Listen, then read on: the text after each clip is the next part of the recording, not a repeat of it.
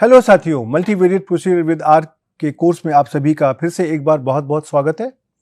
आपको याद होगा कि पिछले लेक्चर में हम लोगों ने मैट्रिक्स ऑपरेशन के बारे में बात करना शुरू किया था और उसमें हमने आपको ये दिखाया था कि आर सॉफ्टवेयर में अगर आपको अपने किसी मैट्रिक्स को तैयार करना है और उसके अंदर हमारे कौन कौन से पैरामीटर्स होते हैं जो आवश्यक होते हैं और उसके अलावा कुछ एक हमारी स्पेशल टाइप की मैट्रिसेस जो होती हैं उनको कैसे कंस्ट्रक्ट किया जाए।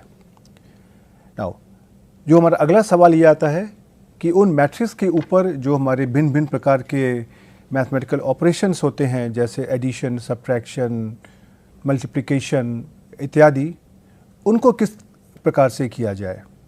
इस लेक्चर में आगे बढ़ने के पहले मैं आपको एक बार फिर से रिक्वेस्ट करना चाहूँगा कि हम सभी जानते हैं कि मैट्रिक्स थ्योरी में जो हमारे मैथमेटिकल ऑपरेशंस होते हैं उनका नियम जो हमारे स्केलर के जो मैथमेटिकल ऑपरेशंस होते हैं उनसे थोड़ा सा अलग होता है।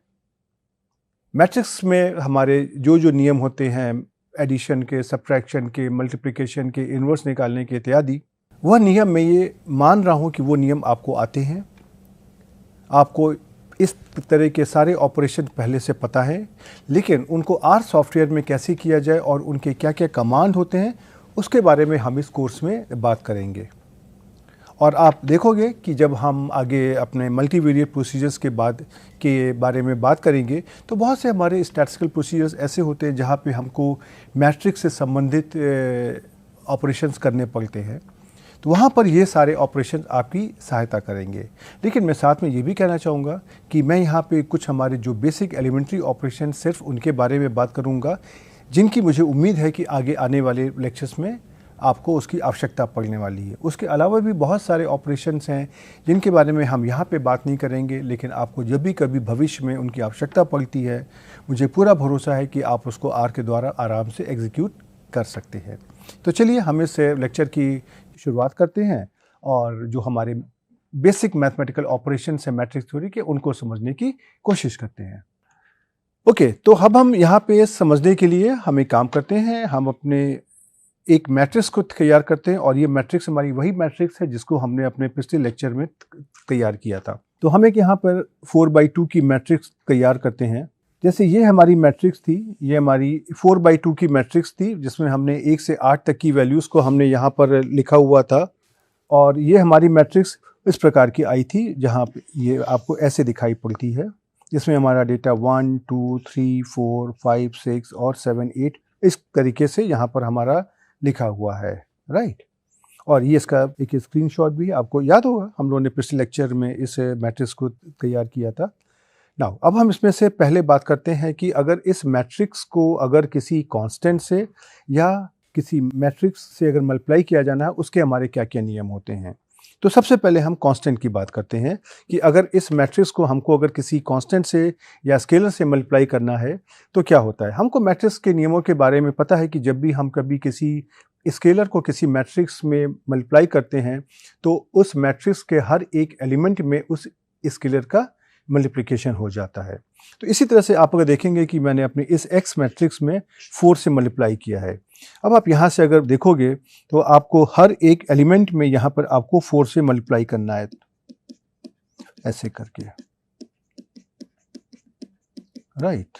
अब आप इसका आउटकम अगर देखोगे तो 4 1 जा 4, 4 2 जा 8, 4 3 जा 12 करके आपको ये मिलता जाएगा। 4 1 जा 4, 8 12 16 20 24 to 28 32। तो देखा कि ये इसमें स्केलर से मल्टीप्लिकेशन करने के लिए हमारा नियम बहुत ही सिंपल और आसान है। अब हम बात करते हैं कि अगर मुझे किसी मैट्रिक्स को किसी दूसरी मैट्रिक्स के साथ मल्टीप्लाई करना है तो उसका नियम क्या होगा। मैट्रिक्स को मल्टीप्लाई करने के लिए हमारा ऑपरेटर होता है, हम परसेंटेज साइन लिखते हैं, फिर हम मल्टीप्लिकेशन का साइन लिखते हैं और फिर हम यहाँ पे परसेंटेज का साइन लिखते हैं। और ये भी आपको पता है कि अगर हमारे पास दो मैट्रिक्स होती हैं, सपोज ए और बी हमारी दो मैट्रिक्स हैं, तो इनका ऑर्डर जब हमारा इस तरीके से होता है, अगर हमारा ए का ऑर्डर है m/n का, तो n का, और तो जो हमारी दूसरी मैट्रिक्स है बी, उसका ऑर्डर हमारा n से शुरुआत होना चाहिए और ये n क्रॉस p का हो सकता है, राइट। अब इसमें से आप देखेंगे इसका जो हमारा प्रोडक्ट आएगा ये हमारा m क्रॉस p का आ जाएगा। तो इसी नियम का पालन करते हुए और हमारे जो भी मैट्रिक्स के एलिमेंट्स होते हैं उनका एक अलग नियम होता है मल्टीप्लाई करने का। तो इसको मल्टीप्लाई करने के लिए हम क्या करते हैं, जो हमने अपनी पहले की मैट्रिक्स तैयार करी थी x, ये वाली, ये जो हमारी x मैट्रिक्स यहाँ पर हमने लिखी थी, इसका हम यहाँ पे ट्रांसपोज निकाल लेते हैं। तो क्या होगा, x का ऑर्डर हमारा कितना है 4/2 का, तो ट्रांसपोज ऑफ x का हमारा ऑर्डर कितना हो जाएगा 2/4 का। तो इसके द्वारा जो हमको मैट्रिक्स मिलेगी वो हमको 4/4 ऑर्डर की मिलेगी। और अगर हम इसको इस प्रकार से ऑपरेट करते हैं कि सबसे पहले हम ट्रांसपोज ऑफ x लिखते हैं और उसके बाद x लिखते हैं, तो क्या होगा, ट्रांसपोज का हमारा ऑर्डर हो जाएगा 2/4 का और x का मैट्रिक्स हमारा 4/2 का। तो यहाँ पे हमारा 4 कॉमन आ जाएगा और मुझको जो हमारा आउटपुट है वो हमको 2x2 ऑर्डर का मिल जाएगा। तो इसके द्वारा हम आपको आसानी से दिखा सकते हैं कि आपका मल्टीप्लिकेशन कैसे होगा। तो देखिए मैंने यहाँ पे क्या किया, ट्रांसपोज ऑफ x लिखा और ये मैट्रिक्स मल्टीप्लिकेशन का ऑर्डर लिखा और यहाँ पे x लिखा और इसका जो भी आउटकम है उसको मैंने XTX में एक नई मैट्रिक्स में सेव कर लिया। इसका देखिए जो भी हमारा ऑर्डर जो भी हमारा आउटपुट आ गया वो हमारा इस प्रकार का आ गया। तो कोई भी जो भी हमारे मैट्रिक्स के मल्टीप्लिकेशन के नियमों का पालन करती है उसका हम किसी और मैट्रिक्स के साथ में मल्टीप्लिकेशन इस ऑपरेटर के द्वारा आराम से निकाल सकते हैं। यहाँ पर मैं आपका एक ध्यान और मैं आकर्षित करना चाहूँगा कि जब भी हम कभी मैट्रिक्स ऑपरेशन की बात करते हैं तो आर के अंदर भिन्न भिन्न प्रकार के एल्गोरिथम्स होते हैं जो मैट्रिक्स ऑपरेशन करते हैं। कभी कभी हमारे पास मैट्रिक्स ऑपरेशन को करने के बिल्ट इन फंक्शंस भी होते हैं। जैसे अगर हम कहें कि हमारे पास कोई मैट्रिक्स है x और उसका मुझे x ट्रांसपोज x निकालना है, जो हमने जैसे आपको पहले भी करके दिखाया है, तो उसके लिए मैंने ट्रांसपोज ऑफ x और मल्टीप्लिकेशन का ऑपरेटर और x किया, यहाँ से मुझे मिल गया। इसी कार्य को करने के लिए हमारे पास आर सॉफ्टवेयर में एक और कमांड होता है, उसको हम बोलते हैं क्रॉस प्रॉड, CROSSPROD, राइट। इसके द्वारा भी हमको x ट्रांसपोज x का हमको मल्टीप्लिकेशन मिल जाता है। और इसके अंदर खास बात यह है कि जैसा बताया जाता है कि इसके द्वारा प्रोडक्ट निकालने में जो भी मल्टीप्लिकेशन है फास्ट हो जाता है। हम छोटी मैट्रिक्स में तो हमको नहीं पता चलेगा, लेकिन हम जब बड़ी बड़ी मैट्रिसेस का हम मल्टीप्लिकेशन करते हैं तो केसेस में इससे हमको सहायता मिल जाती है। तो दोनों का आउटकम एक ही आता है, ये आपकी इच्छा है कि आप कौन सा फॉर्मेट फॉलो करते हैं। ओके, अब हम एडिशन और सब्ट्रैक्शन की बात करते हैं। तो मैट्रिक्स के एडिशन और सब्ट्रैक्शन में आपको पता है कि उनका एडिशन और सब्ट्रैक्शन एलिमेंट वाइज होता है। अगर हम कह दें कि हमारे पास दो मैट्रिसेस हैं, suppose A1 A2 A3 A4, और एक हमारी है B1 B2 B3 B4, इसका अगर मेरे को प्लस करना है तो इसमें से जो इसके एलिमेंट्स होंगे वो हमारे A1 plus B1, A2 plus B2, A3 plus B3 और A4 प्लस B4 होंगे। और अगर हमको माइनस करना अगर तो ये हमारे A1 minus B1, A2 minus B2, A3 minus B3 और A4 माइनस B4 होंगे, राइट। तो ये हमारा नियम होता है। तो उसी का पालन करते हुए हम यहाँ पे आपको दिखाते हैं कि आर के सॉफ्टवेयर में हम कैसे करेंगे। हमारे ऑपरेटर्स वही रहते हैं, प्लस और माइनस, एडिशन के लिए प्लस और सब्ट्रैक्शन के लिए माइनस। तो हमने यहाँ पे देखिए एक्स मैट्रिक्स जो पुरानी अपनी मैट्रिक्स थी उसको मैंने ले लिया यहाँ पे, ये हमारी मैट्रिक्स आ गई एक्स, और हमने एक और मैट्रिक्स जो हमने पहले तैयार करी थी 4 × x, उसको मैंने ले लिया। तो इससे एडवांटेज क्या है कि जो हमारा उदाहरण है बहुत ही आसान हो जाएगा, क्योंकि x और 4x दोनों का ऑर्डर हमारा सेम रहेगा, राइट। अब हमको अगर एडिशन करना है तो आप ये देख सकते हो कि अगर हमने x + 4 × x किया तो इनके जो भी करस्पॉन्डिंग एलिमेंट्स थे वो आपस में ऐड हो जाएंगे और आपको इस प्रकार का आउटकम मिल जाएगा। और अगर इसी को मुझे अगर सब्ट्रैक्शन के लिए दिखाना है, अगर मैंने 4 × x माइनस x किया तो 4x में से x के मैट्रिक्स का जो ऑपरेशन है उसके लिए एलिमेंट वाइज हमारे ऑपरेशन हो जाएगा और उसके जो करस्पॉन्डिंग एलिमेंट्स हैं वो वहाँ से सब्ट्रैक्ट हो जाएंगे और मुझको यहाँ पे यह आउटकम मिल जाएगा। तो आपने देखा कि ये बहुत ही आसान काम है ये इसको करना, और इसको हम आपको आगे बढ़ने के पहले इन ऑपरेशंस को आपको हम यहाँ पे करके दिखा देते हैं, सो दैट कि आपको एक कॉन्फिडेंस आ जाएगा कि आर सॉफ्टवेयर में ये किस प्रकार से कार्य कर रहे हैं। तो सबसे पहले हम इस मैट्रिक्स एक्स को यहाँ पे क्रिएट करते हैं। तो आप देख सकते हैं एक्स हमारी ये वाली मैट्रिक्स आ गई। अब अगर मुझको अगर यहाँ पे एक स्केलर से मल्टीप्लाई करना है तो मैंने कह दिया 5 इंटू एक्स कर दिया अगर, तो देखिए ये आपकी मैट्रिक्स हो गई, ये आपकी बन गई। और इसी में से अगर मेरे को अगर transpose of x into x अगर करना अगर है तो भी आप देखेंगे कि आपको ये देखिए वही मैट्रिक्स मिल गई 2/2 की। और अगर इसी को अगर हम x matrix multiplication transpose of x अगर करते हैं तो आपको देखिए यहाँ पे 4/4 की मैट्रिक्स मिल जाएगी, राइट। इसको हम आपको एक बार फिर से करके दिखा देते हैं, ये देखिए राइट। और इसी में अगर मुझे अगर एडिशन करना अगर है तो हमने अगर मान लीजिए कि x प्लस 4 इंटू एक्स अगर किया तो आप देखेंगे कि ये मैट्रिक्स मिल जाएगी। और अगर मुझे सब्ट्रैक्शन करना अगर है तो मैंने कह दिया 6 इंटू एक्स माइनस एक्स, तो इसका हमारा एलिमेंट वाइज सब्ट्रैक्शन भी हो जाएगा। आप ये देख सकते हैं कि ये तो आर सॉफ्टवेयर में इस तरह के ऑपरेशन को करना बहुत ही आसान है और इसको करने में कोई समस्या की बात नहीं आती है। अब मैं आपको यहाँ पर एक और एस्पेक्ट के बारे में बताना चाहूँगा, क्योंकि जब भी हम कभी मैट्रिक्स थ्योरी की बात करते हैं आर सॉफ्टवेयर में, तो जब भी हम अपनी स्टैटिस्टिकल एनालिसिस करते हैं तो बहुत जगह पे हमको किसी पर्टिकुलर रो कॉलम्स को या उसकी किसी मैट्रिक्स की एक सब मैट्रिक्स को एक्सेस करना होता है। तो उस तरह के ऑपरेशंस को किस प्रकार से किया जाए ये मैं आपको यहाँ पे दिखाने की कोशिश करता हूँ। उसके लिए मैंने यहाँ पे एक 5/3 की मैट्रिक्स तैयार कर ली है, जिसमें हमारे पास 1 से 15 तक के नंबर असाइन करे गए हैं और ये रो वाइज हैं, जैसे 1 से 2, 2 से 3 है और 3 से 4, 4 से 5, 5 से 6 है। इस तरीके की हमारी आप देखिएगा तो 5/3 की मैट्रिक्स हमारी यहाँ पर ये आ गई है। अब हम इस 5/3 की मैट्रिक्स में से हम अगर थर्ड रो को अगर निकालना चाहते हैं तो थर्ड रो में आप अगर देखेंगे तो कौन कौन से एलिमेंट्स हैं, 7, 8, 9। तो अगर मुझे 7, 8, 9 को अगर बाहर अगर निकालना अगर है तो उसके लिए तरीका ये है कि हम अपना मैट्रिक्स का नाम लिखेंगे x और जो भी रो नंबर है उसको लिखेंगे और कॉमा लगाकर यहाँ पर ब्लैंक कर देंगे या कुछ नहीं लिखेंगे और ब्रैकेट को क्लोज कर देंगे। इस तरीके से हमारे ये काम होता है। आपको देखिए ये 7, 8, 9 मिल जाएगी।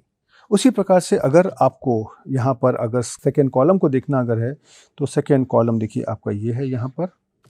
तो आपने अगर यहाँ पे लिखा अगर x, 2 अर्थात रो की जगह आपने ब्लैंक कर दिया और कॉमा करके आपने कॉलम का नंबर लिख दिया तो आपको देखिए 2, 5, 8, 11, 14 आ जाएगा, जो यही एलिमेंट्स हैं 2, 5, 8, 11, 14।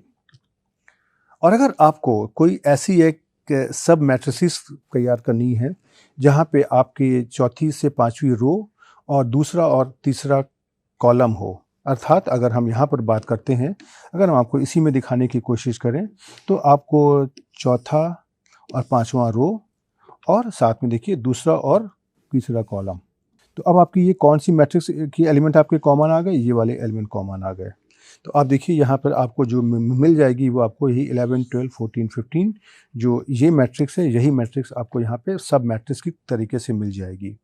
और अगर आपको कभी ऐसा करना है कि आपको भिन्न भिन्न तरीके के रोज़ और या भिन्न भिन्न कॉलम्स लेने हैं तो आप सी कमांड का भी यूज़ कर सकते हैं। जैसे उदाहरण के लिए हम ले सकते हैं एक्स से है सी और यहाँ पे 1, 3 और यहाँ पे हम सी सपोज 2 और 4 भी कर सकते हैं। तो आपको फर्स्ट, थर्ड रो और सेकेंड एंड फोर्थ कॉलम का जो इंटरसेक्शन पे जो एलिमेंट्स हैं उसकी सब मैट्रिक्स मिल जाएगी।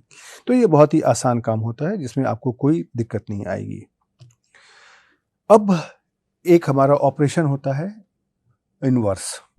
मैट्रिक्स का इन्वर्स निकालने के लिए आर सॉफ्टवेयर में हमारा कमांड होता है सॉल्व, SOLVE। और जब भी हम कभी किसी मैट्रिक्स का इन्वर्स निकालते हैं तो हमको पता है कि हमारे पास कई तरीके के इन्वर्स होते हैं, यूनिक इन्वर्स, जनरलाइज इन्वर्स इत्यादि, और सभी के अपनी अपनी कुछ ना कुछ मैथमेटिकल कंडीशंस होती हैं। तो हम ये एज्यूम करते हैं कि जब भी हम कभी किसी मैट्रिक्स का इन्वर्स निकालने की कोशिश करेंगे तो उसमें हमारी जो भी गणित के नियम हैं वो हमारे वहाँ पर अप्लाई होते रहेंगे, राइट। जैसे एक हमारा नियम होता है कि अगर हमको यूनिक इन्वर्स अगर निकालना है कि तो हमारी जो मैट्रिक्स है वो हमारी पॉजिटिव डेफिनेट होना चाहिए। तो ये जो सॉल्व कमांड है ये हमारी किसी पॉजिटिव डेफिनेट मैट्रिक्स का इन्वर्स निकालता है। तो कैसे मान लीजिए एक हमने मैट्रिक्स यहाँ पे कोई भी 2x2 की मैट्रिक्स समझने के लिए ले लिया जिसके हमारे एलिमेंट्स हैं 84, 100, 100, 120 इस प्रकार की, और इसका मुझे अगर इन्वर्स निकालना अगर है तो बहुत ही आसान काम है। आपने लिखा सॉल्व और पैरेंथेसिस में आपने लिख दिया y, तो इसका जो भी इन्वर्स होगा देखिए ये आपको यहाँ पर मिल जाएगा। ये बहुत ही आसान काम है। उसी तरीके से हमारा एक मैट्रिक्स का एक बहुत ही पॉपुलर कॉन्सेप्ट होता है आइगन वैल्यूज़ और आइगन वेक्टर्स। इसको अल्टरनेटिवली हम इसको कैरेक्टरिस्टिक रूट और कैरेक्टरिस्टिक वेक्टर भी कहते हैं। मैं यहाँ पे इस डिटेल में नहीं जा रहा हूँ कि कैरेक्टरिस्टिक रूट और कैरेक्टरिस्टिक वेक्टर कहाँ से और कैसे निकाले जाते हैं, लेकिन मैं आपको डेफिनेटली यहाँ पर ये ज़रूर बताना चाहूँगा कि अगर हमारी कोई मैट्रिक्स अगर है उसकी अगर मुझको अगर आइगन वैल्यूज़ और आइगन वेक्टर्स निकालने अगर हैं तो उनका कमांड हमारा होता है आइगन, EIGEN, राइट। और ये जो आइगन कमांड है ये हमारा कोई भी पॉजिटिव डेफिनेट मैट्रिक्स की जो आइगन वैल्यूज और आइगन वेक्टर्स होते हैं उनको निकालता है। कैसे उदाहरण के लिए हम अपनी जो पहले वाली मैट्रिक्स जो हमने ली है मैंने उसी को लिया जहाँ पर हमारे एलिमेंट्स 84, 100, 100, 120 थे, और अगर हम यहाँ पे अपना कमांड आइगन इस्तेमाल करेंगे, आइगन और पैरेंथेसिस में मैट्रिक्स का नाम लिख देंगे y, तो देखिए आपको इस प्रकार का आउटपुट मिल जाएगा। तो यहाँ पे हमारी 2x2 की मैट्रिक्स है, तो देखिए ये दो वैल्यूज़ आई हैं, ये इसकी दो आइगन वैल्यूज़ आ गई, ये इसकी प्रथम आइगन वैल्यू है और ये इसकी दूसरी आइगन वैल्यू है, और ये जो हमारे आए हैं ये हमारे आइगन वेक्टर्स आ गए हैं। तो इसके द्वारा हम अपने जो भी आइगन वैल्यूज़ और आइगन वेक्टर्स को निकाल सकते हैं। आप देखेंगे आगे आने वाले लेक्चरों में कई जगह पर हमको इस तरह की आइगन वैल्यूज़ या आइगन वेक्टर्स को निकालने की आवश्यकता पड़ेगी, तन वहाँ पर हमारा ये वाला कॉन्सेप्ट हमारा काम आएगा, राइट। अब हम आपको यहाँ पे हमने ये जो भी ऑपरेशंस यहाँ पे किए हैं इनको मैं आपको आर सॉफ्टवेयर में करके दिखाने की कोशिश करता हूँ। तो सबसे पहले तो हम आपको देखिए यहाँ पे ये जो हम लोग ने भिन्न तरीके की रो और कॉलम को एक्सेस किया है हम उसको यहाँ पे आपको दिखाने की कोशिश करते हैं। देखिए हमारी एक्स मैट्रिक्स ये थी, यहाँ पर हमको अगर मान लीजिए कि अगर मुझे चौथी रो को निकालना अगर है तो मैंने जो चौथी रो में ये जो भी हमारा एड्रेस है, ये देखिए चौथी रो का एड्रेस ही है 4 कॉमा ब्लैंक, मैंने बस 4 कॉमा और यहाँ पे ब्लैंक करके यहाँ पर ब्रैकेट लगा दिया और इसको एंटर किया, तो देखिए आपको ये 7th और 8th वैल्यूज़ आ गई, राइट। उसी तरीके से अगर यहाँ पे अगर मेरे को अगर मान लीजिए सेकेंड कॉलम अगर निकालना है तो मैंने यहाँ पर कॉमा और 2 करके मैट्रिक्स के नाम के साथ में लगा दिया, तो देखिए मेरे को यहाँ पे ये 2 4 6 8 ये जो 2 4 6 8 ये हमको यहाँ से कॉलम मिल जाएगा, राइट। और अगर इसमें से हमको अगर मान लीजिए कोई भी अगर सब मैट्रिक्स अगर निकालना अगर है अगर तो हम यहाँ पे से अगर हम कह दें कि 1 से 2 और 1 से 2 इसको देखेंगे तो देखिए आपकी ये 1 2 3 4 ये जो मैट्रिक्स थी ये आपकी आ गई। एक और अगर हम उदाहरण लेते हैं और जो हमने अपने लेक्चर्स में लिया हुआ है उसको अगर हम लेते हैं तो हम चलिए यहाँ पर ये वाली y की जो मैट्रिक्स है इसको हम यहाँ पर लिखते हैं और साथ में हम इसका फिर इन्वर्स निकालने की कोशिश करते हैं। तो देखिए y आपकी ये आ गई और मैंने यहाँ पे कर दिया सॉल्व y, तो देखिए ये इसका इन्वर्स आ जाएगा, राइट। और इसी में आप अगर इसका जो भी आइगन वैल्यूज़ को आप अगर निकालना चाहते हो तो यहाँ पर आप अगर आइगन वैल्यू ऑफ y अगर करोगे तो देखिए यहाँ पर आपको आइगन वैल्यूज़ भी मिल जाएंगी। ये इसकी आइगन वैल्यूज़ हैं और ये इसके आइगन वेक्टर्स हैं। अब समय के साथ में जब हमको इनकी आवश्यकता पड़ेगी देन हम इनको इस्तेमाल करने की कोशिश करेंगे। और इसी के साथ में हम इस लेक्चर को अब यहाँ पर रोकते हैं और आप देखोगे कि मैंने यहाँ पे आपको जो भी हमारे मैट्रिक्स थ्योरी के बहुत ही एलिमेंट्री ऑपरेशंस होते हैं उनके बारे में बताया है। और मैं फिर से आपको कहूँगा कि आर के अंदर एक बहुत अच्छी कैपेबिलिटी है कि हमारे ये किसी भी प्रकार के मैट्रिक्स ऑपरेशन को करने में सक्षम है। लेकिन हम यहाँ पे खाली उतना ही पाठ कर रहे हैं जितनी हमको उसकी आवश्यकता है, और हमारा ऑब्जेक्टिव है कि हम और आप एक समय के बाद में एक ही लेवल पर आ जाएंगे जिसके आगे हमको इन सारे कॉन्सेप्ट जो हमने यहाँ पे डेवलप किए हैं, सीखे हैं, इनका हमको इस्तेमाल आगे आने वाले लेक्चर्स में पड़ेगा। बट मैं आपको एक फिर से रिक्वेस्ट करूंगा, आप एक बार आप जिस एरिया में आप काम कर रहे हो उस एरिया में आप देखो कि आपको किस तरह के मैट्रिक्स ऑपरेशन की आवश्यकता पड़ती है, और आर की हेल्प में जाकर के देखो कि उस तरह के मैट्रिक्स ऑपरेशन आप कैसे कर सकते हो और उनके क्या क्या कमांड्स होते हैं। इससे आपको एक कॉन्फिडेंस मिलेगा। और हम तो यहाँ पे अपने इस कोर्स में कुछ एक चुने हुए सेलेक्टेड टॉपिक्स की बात करेंगे, लेकिन मल्टीवेरिएट प्रोसीजर तो बहुत सारे हैं। तो इस कोर्स के बाद अगर आपको किसी और प्रोसीजर को समझने की आवश्यकता पड़ेगी, देन ये कॉन्सेप्ट और ये जो फाउंडेशन आप तैयार कर रहे हैं ये आपके सहायक बनेंगे। आप कुछ उदाहरण लीजिए, इन सारे कमांड्स की प्रैक्टिस करिए, और ये जरूर कंफर्म करिए कि इन्हीं कमांड्स को जब आप मैनुअली जो आपने गणित के नियम सीखे हैं, आप अगर उनको एम्प्लॉय करके अपने हाथों से कैलकुलेशन करते हैं तो वो कैलकुलेशन और जो आर के कैलकुलेशन क्या वो आपस में मैच कर रहे हैं। जब आप ऐसा करोगे तो आपको एक खुद ब खुद अपने ऊपर कॉन्फिडेंस आ जाएगा कि जो मैं कर रहा हूँ वही आर भी कर रहा है, और शायद आर को भी आपके ऊपर कॉन्फिडेंस आ जाए, और दोनों की जब दोस्ती हो जाएगी तो multivariate procedure with R software के जो भिन्न भिन्न टॉपिक्स हैं उनको समझने में आपको दिक्कत नहीं होगी। तो इसी के साथ में अब हम यहाँ पे अपने इस आर सॉफ्टवेयर का जो हमारा इंट्रोडक्टरी पार्ट था उसके लिए हम यहाँ पे आज रुकेंगे, और हम अगले लेक्चर से जो हमारे स्टैटिस्टिक्स के बेसिक कॉन्सेप्ट्स हैं जिनको हम डेवलप करके मल्टीवेरिएट प्रोसेस में लेकर के जाएंगे उसकी बात करना शुरू करेंगे। तो आप इन चीज़ों की, आप इन टॉपिक्स की और आर के भिन्न भिन्न कमांड्स की प्रैक्टिस करिए, और हम आपको अगले लेक्चर में फिर से आएंगे। तब तक के लिए गुड बाय।